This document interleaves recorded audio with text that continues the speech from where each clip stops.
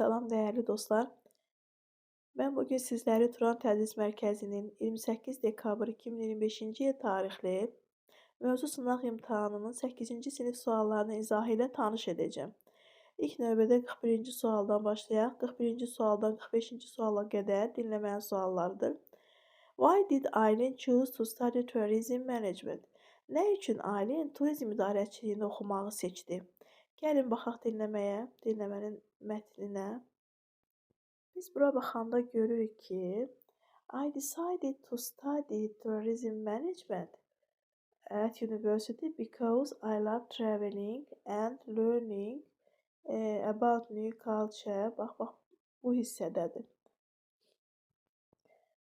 A variantında deyir, because she wanted to become a doctor. O həkim olmaq istəyirdi, səhvdir. B variantında deyir, because she loves traveling. Bəli, doğru variant. B variantında o səyahət etməyi sevirdi. 42-ci suala baxırıq dostlar. What is passage mainly about? Mətn nə haqqındadır? Biz əgər dinləmənin mövzusuna baxsaq görərik ki, dinləmənin çox yerində, çox hissəsində ailənin səyahətindən danışır. Gəlin birlikdə baxaq. Deməli, elə birinci başdan görürük Amerika Birləşmiş Ştatlarına getməyindən, sonra Boston, New York, Washington, bax, bura getməyindən, orada bir əyləncə parkını ziyarət etməyindən danışır.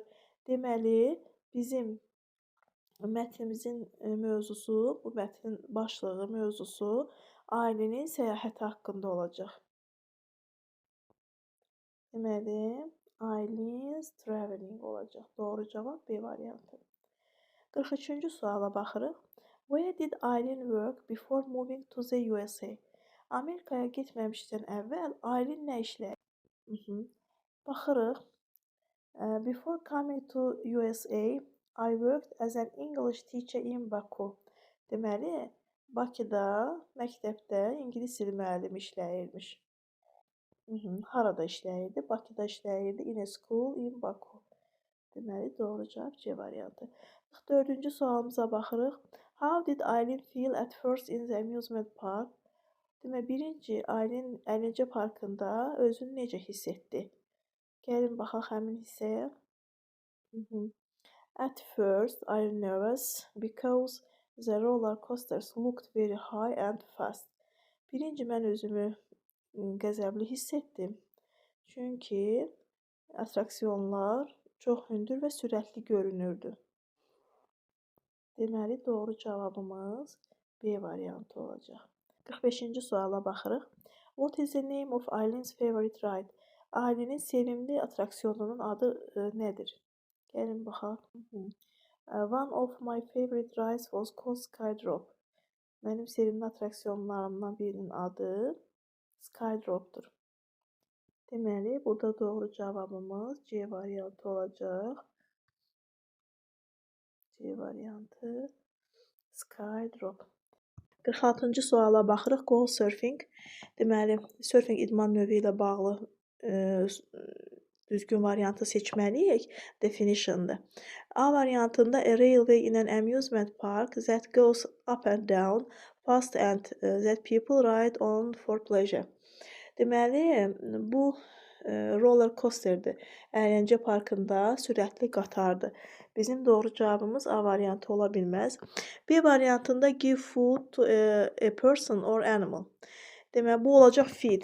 Heyvanı və yaxud da insana yemək vermək feed olacaq. Bu da doğru cavab deyil. C variantında take part in the sport of riding on the roads on a surfboard. Deməli, surf taxtası üzərində sürmək surfing adlanır. Elə doğru cavabımız bizim C variantı olacaq. 47-ci sual indiki bitmiş zamanla bağlı sualdır.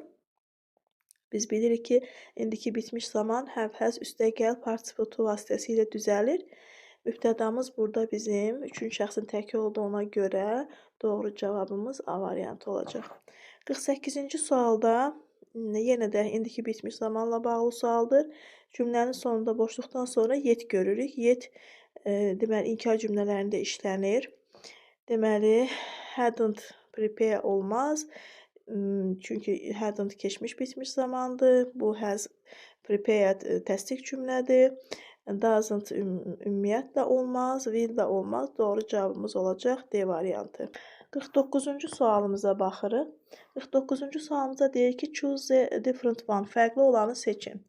A variantı fatty, B sour, salty, juicy, flavor. Yağlı, tuş, duzlu, şirəli, flavor isə dad deməkdir. Elə bizim buradakı fərqli olan variantımız E variantıdır. 50-ci sualda choose a correct variant. Doğru variantı seç. People used to elephants for the ivory from their tusk. Deməli, insanlar filləri sümükləri üçün ovlayardı. Burada ovlamaq sözü C variantıdadır. Deməli, doğru cavabımız C variantı. 51-ci sualda cədvəldə bir tərəfdə bitmiş zamanın, bir tərəfdə isə keçmiş sadə zamanın suallarını görürük. Ne və E və since. Deməli, bitmiş zamanın zaman zərfidir. Yesterday, 2 days ago. Bizə lazımdır keçmiş zamanın zaman zərfi. Deməli, biz buradan A variantını çıxırıq. Deməli, yeti çıxırıq. Bitmiş zamanındır. Lately-ni çıxırıq. Recently-ni çıxırıq. Doğru cavabımız D variantı olacaq. 52-ci sualda match the words to its definition. Sözü izahı ilə birləşdirməliyik, uyğunlaşdırmalıyıq. We were shocked when we heard about his quirky hobby. Quirky sözü orada qeyri-adi, qəribə deməkdir. Burada qeyri-adi, qəribə olan bircə dənə variantımız var. Unusual or strange. Deməli, doğru cavabımız E variantı olacaq. A variantındakı unusual path or road for running. Burada söhbət yoldan gedir. B variantında söhbət yoldan gedir. Deməli, C variantda to train somebody, kimisə çalışdırmaq, məşq elətdirmək. Bu doğru cavab ola bilməz. Burada isə towards a place or position that is behind. Bu da doğru cavab ola bilməz. Bizim doğru cavabımız E variantı. 53-cü suala baxırıq. 53-cü sualda I have visited a Japanese restaurant recently. I fell in love with Japanese cuisine. Mən bu yaxınlarda Yapon restoranında oldum və Yapon mətbəxini sevdim. Bu yaxınlarda biz yaxın keçmişdə baş verən hadisəni recently ilə göstəririk. Doğru cavabımız olacaq D variantı. 54-cü suala baxırıq. For a long time zaman zərfini gördükdə bizə indiki bitmiş zaman lazımdır. Digər tərəfdə isə yesterday görürük keçmiş sadə zamanın zaman zərfini. Deməli, birinci tərəfimiz olacaq indiki bitmiş zaman, ikinci tərəfimiz olacaq keçmiş sadə zaman. Deməli, Julia ilə have, üçüncü şəxsin təkidi Julia has lived olardı. A variantı olmaz. B variantı indiki sadə zamandır. C variantı doğru cavabımızdır bizim. D variantında prepare sözünün sonundakı D yoxdur. İndiki zamandadır. Y variantı da ümumiyyətlə uyğun gəlmir. 55-ci sualda short tekstimiz var bir dənə. Dear Anna, əzizim Anna, thank you for helping me with my project last week. Keçən həftə mənə layihəmdə kömək etdiyin üçün təşəkkür edirəm. I couldn't finish it on time without your support. Sənin dəstəyin olmadan mən onu vaxtında bitirə bilməzdim. You explained everything very clearly and really appreciate your kindness. Sən hər şeyi aydın izah etdin və mən sənə xeyirxahlığın üçün təşəkkür edirəm. Best wish Lily. Xoş arzularla Lily. A variantında deyir ki, Lily helped Anna with her school project. Lily Annaya kömək eləyibdi. Xeyr, Anna Lily'yə kömək eləyibdi. Çünki Lily Annaya məktub yazırdı. Doğru cavabımız A variantı ola bilməz. Lily is angry. Lily qəzəbli idi. Xeyr, B variantı da deyil. Lily thanks Anna for help with the project. Bəli, Lily Annaya təşəkkür eləyirdi. Layihəsində ona kömək etdiyinə görə. Doğru cavabımız C variantı. 56-cı sualdan 60-cı suala qədər isə uzun mətrimizdir. Some people enjoy hobbies that are very different from the usual ones. Bəzi insanlar adi hobbilərdən daha çox qeyri-adi hobbilərə üstünlük verirlər, zövq alırlar. One unusual hobby is cloud watching. Bir növü də, qeyri-adi hobbilərin bir növü də buludları seyr etməkdir. People sit outside and look at the sky to find interesting shapes in the cloud. İnsanlar çöldə oturur, səmaya baxır və müxtəlif formada buludlar tapmağa maraqlanırlar, tapmaq istəyirlər. Another unusual hobby is building tiny houses from paper. Digər qeyri-adi hobbi isə kağızdan balaca evlər tikməkdir. It takes a lot of time and patience. O, demək, çoxlu vaxt və səbir tələb edir. Some people even collect sounds such as the sound of rain or birds singing. Bəzi insanlar isə quşların və yağışın səsi kimi səslər toplayırlar. These hobbies may sound strange, but they help people relax, use their imagination and discover the world in a new way. Bu hobbilər qeyri-adi səslənə bilər, lakin bu insanlara istirahət etməyinə, dincəlməyinə, təxəyyülünü təxəyyülündən istifadə etməyə, dünyanı yeni yolla kəşf etməyə kömək edir. 56-cı sualda deyilir ki, what is cloud watching? Bulud izləmək nədir? A variantı watching birds fly, uçan quşlara baxmaq. Xeyr, doğru variant bu ola bilməz. Orada buluda baxmaq idi. B variantında deyir looking at the sky and finding shapes in clouds. Səmaya baxmaq və müxtəlif bulud formalarını da, yəni bulud formalarını tapmaq. Burada doğru variantımız B variantı. 57-ci sualda what do people need to build tiny houses?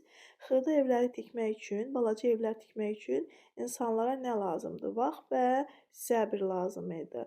Doğru cavabımız C variantı. 58-ci sualda which sounds might people collect? Hansı səslər, necə səsləri toplayırdılar insanlar? Rain or bird singing? Yağış və quş nəğmələrini. 59-cu sualda how do these unusual hobbies help people? Bu insanlara necə kömək edir?